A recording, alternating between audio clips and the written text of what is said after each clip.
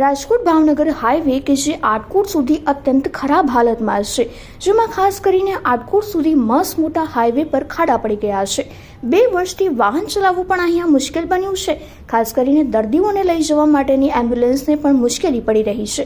Highway પર ઠેર ઠેર ખાડા પડી ગયા છે, ત્યારે વાહનને પણ નુકસાની થતી હોય છે, જેને લઈને ત્રંબાના તાલુકા પંચાયતના સભ્ય નિશિત ખૂટ આટકોટની મુલાકાત કરી હતી અને તેમણે જણાવ્યું હતું કે તેમણે કલેક્ટરને પણ આવેદનપત્ર પાઠવીને રજૂઆત કરી છે અને જણાવ્યું હતું કે આગામી 1 મહિનામાં આ પ્રશ્નનું યોગ્ય નિરાકરણ કરવામાં ન આવે રાજકોટથી આટકોટ સુધી પદયાત્રા અને જરૂર પડે તો રોડ રોકો આંદોલન પણ કરવામાં આવશે।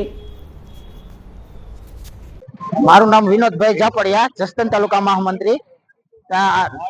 રાજકોટ થી આટકોટ રોડ બહુ જ મોટા ખાડા પડી ગયા છે, રસ્તો હાવ બેકાર થઈ ગયો છે। આઈસીન દર્દીને રાજકોટ લઈ જવા હોય તો 2 કલાક થાય છે, કલાકનો રસ્તો છે તો 2 કલાક થાય છે, તો કઈ દર્દીને કઈ થઈ જાય રસ્તામાં તો જવાબદારી કોણ લે છે? જલ્દી તકે આ રોડ ચાલુ થઈ જાય, સારો બનાવવામાં આવે ને બનાવવામાં આવ્યો ખાડા બુરવામાં આવ્યા, બમ જેવા બનાવવામાં આવ્યા, એમાં દર્દીને લઈને જતા તો બમ ફેંકી જાય છે, તો એ બમ છે ને આવ લેવલ કરીને નવો રોડ બનાવે એ તક જલ્દી તકે રિપેરિંગ કરે બહુ સારું। નિશિત ખૂટ, તાલુકા પંચાયત સદસ્ય, રાજકોટ કસ્તુરબા ધામ।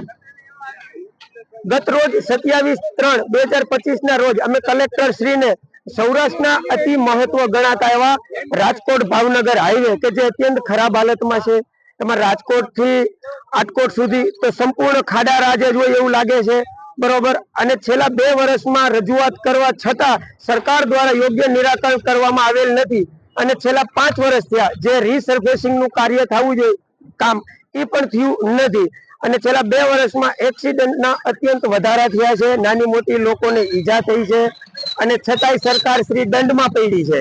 તમે હેલ્મેટ નથી પહેર્યું, તમે સીટ બેલ્ટ નથી બાંધ્યો તો તમારી જવાબદારી આ ખાડા બુરવાની પણ આવે છે।